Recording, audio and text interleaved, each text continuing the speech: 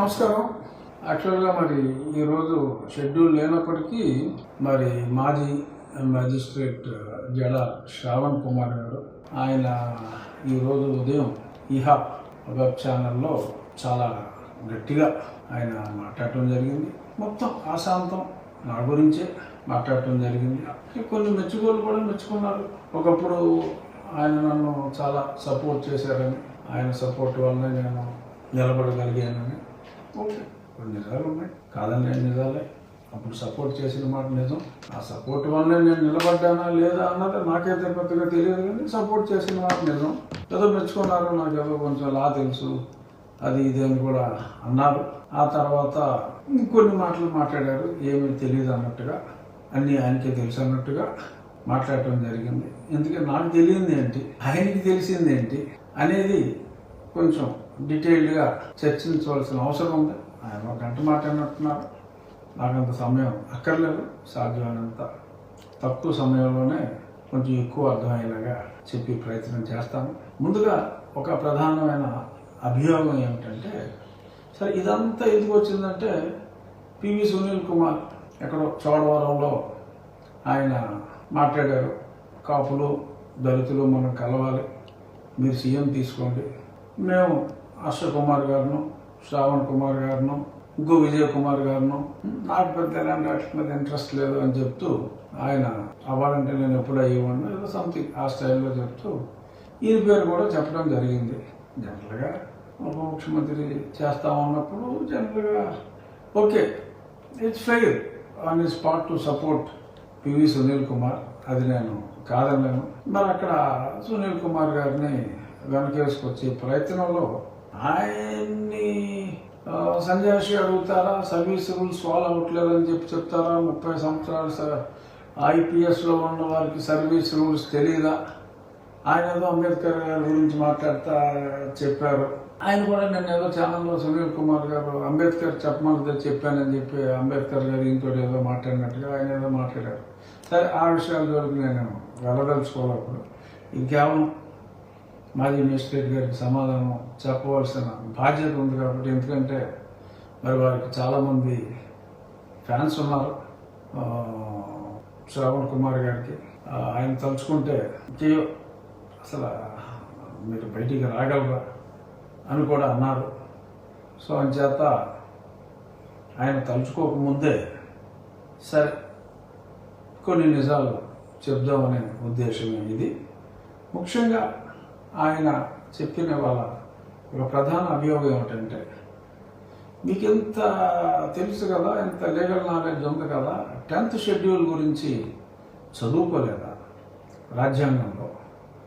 మరి 10th షెడ్యూల్లో point number 5లో ఏముందో చూడలేదా? ఆ మాత్రం అర్థం కాదా?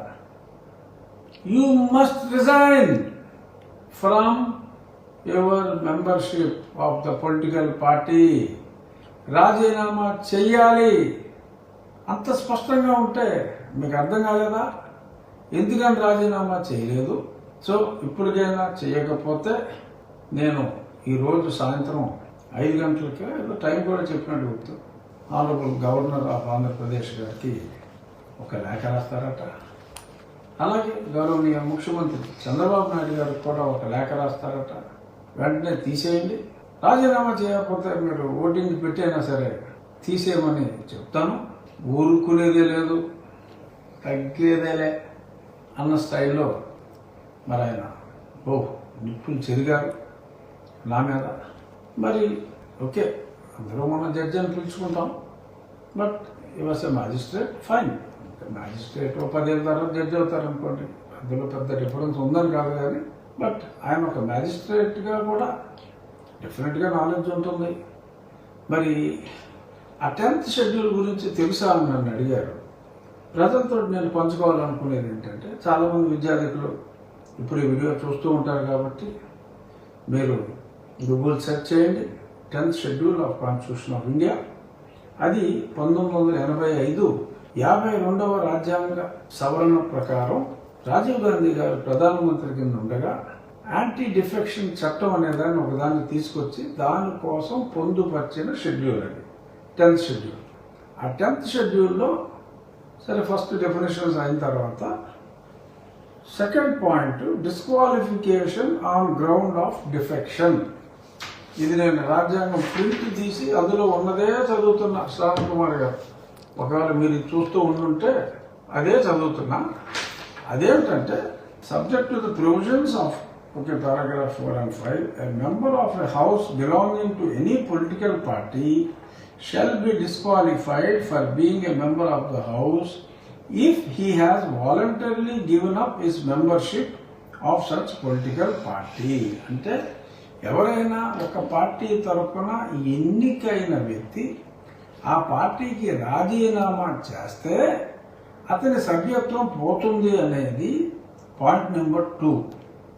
మరి పాయింట్ నెంబర్ 5లో ఏం చెప్పాడు అంటే అది ఎగ్జంప్షన్ అని చెప్తూ notwithstanding anything contained in this schedule a person who has been elected to the office of the speaker or the deputy speaker of the house of the people or the deputy chairman of the council of states, deputy chairman of a state shall not be disqualified under this schedule if he, by any reason of his election to such office, voluntarily gives up the membership of the political party to which he belonged immediately before such election and does not, so long as he continues to hold such office thereafter, rejoin the political party or become a member of another political party.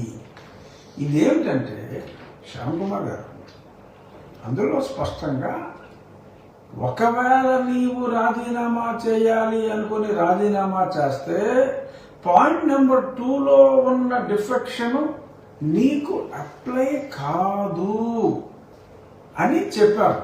It is not at all mandatory.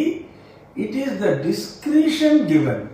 మీరు చెప్పిన నీలం సంజీవ్ రెడ్డి గారి example, ఆయన 1969లో లోక్సభ స్పీకర్గా ఎన్నికైనప్పుడు అప్పుడు ఆయన రాజీనామా చేయటం జరిగింది.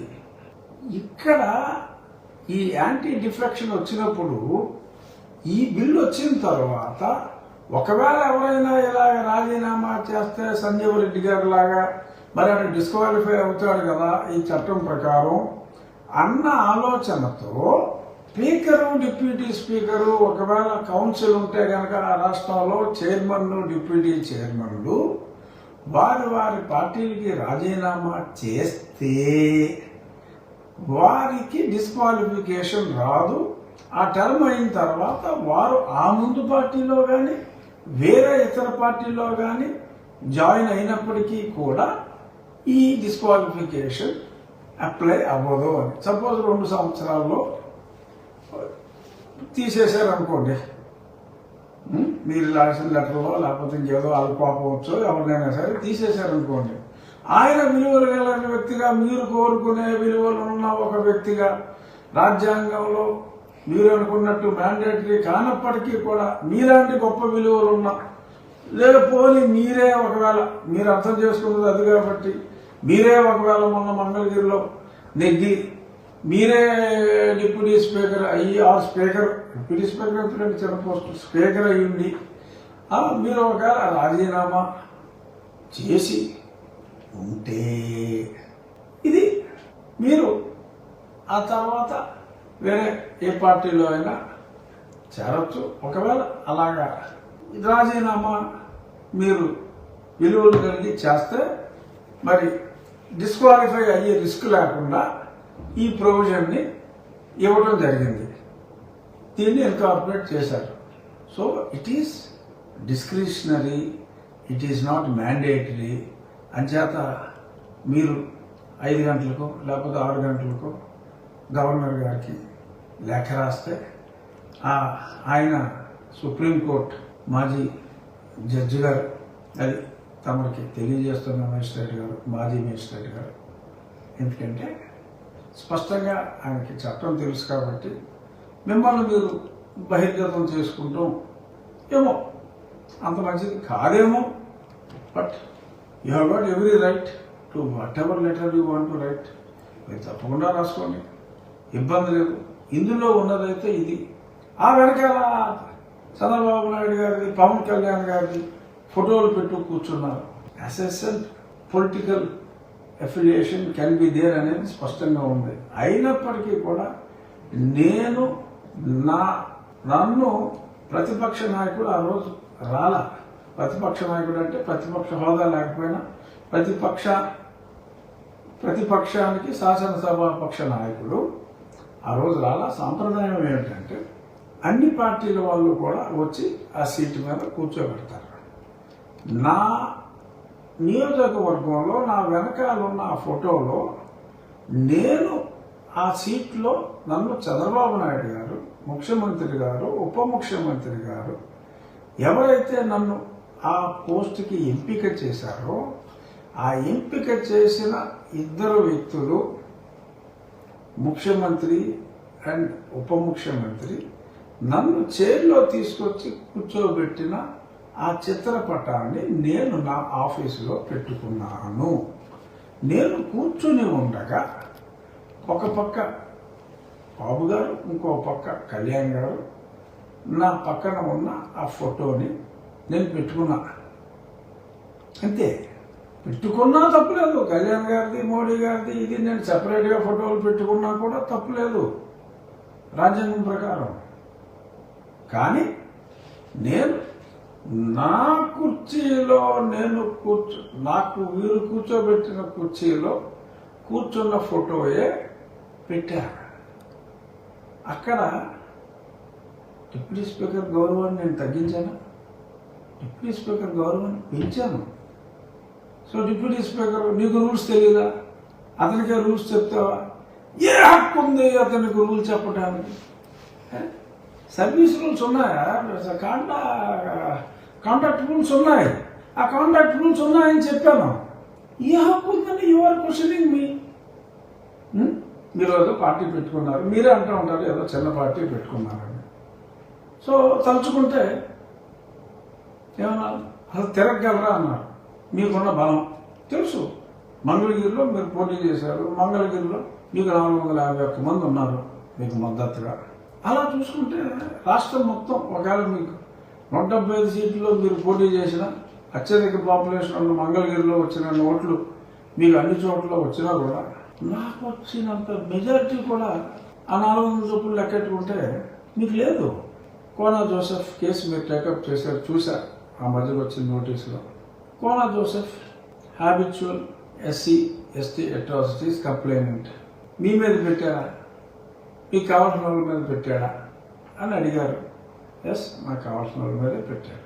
Kona Joseph school certificate verify చేస్తే క్రిస్టియన్ అని ఉంది, కాలేజ్ సర్టిఫికేట్ వెరిఫై చేస్తే క్రిస్టియన్ అని ఉంది. అలా తల్లిదండ్రుల్ని క్రిస్టియన్ శ్మశాన వాడికలో పూడ్చిపెడితే క్రిస్టియన్స్ అయిపోతారా అని అడిగారు. ఏమవుతారు? ముస్లిమ్స్ అవుతారా, హిందూస్ అవుతారా? శ్రవణ్ కుమార్ గారు క్రిస్టియన్ శ్మశాన వాటికలో పూడ్చిపెట్టి సిలువేసి సమాధి కడితే క్రిస్టియన్ కాడా, హిందూ అవుతాడా, ముసల్మాన్ అవుతాడా? వాడండి అతను సర్వీస్ రూల్స్ వైలేట్ చేశాడని చెప్పి నేను అతని గురించి రాస్తే ఇంకోటి డిప్యూటీ స్పీకర్గా ఎలాగా కంప్లైంట్ ఇస్తారని. డిప్యూటీ స్పీకర్ కంప్లైంట్ ఇవ్వకూడదని అన్న రూల్ ఉందా రాజ్యాంగంలో? ఎక్కడైనా రాసుందా?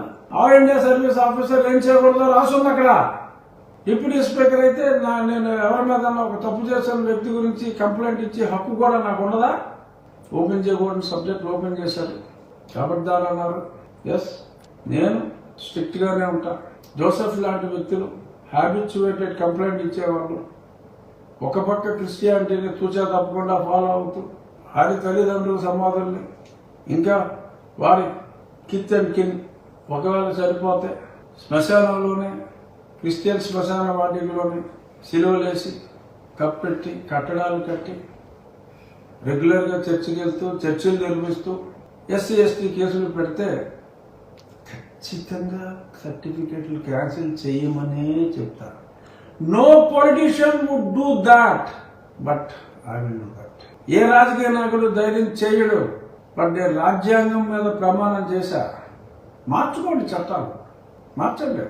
మతం మారినప్పటికీ కూడా కులం అదే ఉంటుంది అని మార్చండి. అంబేద్కర్ గారు ఆయన రాజ్యాంగ నిర్మాతగా ఉన్నప్పుడు, ఆ 12 మెంబర్ కమిటీకి ఆయన చైర్మన్ కింద ఉన్నప్పుడు, మరి అప్పుడు ఆయన నాయకత్వంలో వచ్చిన రాజ్యాంగంలో ఉంది మతం మారితే ఇదని. మార్చండి రాజ్యాంగం.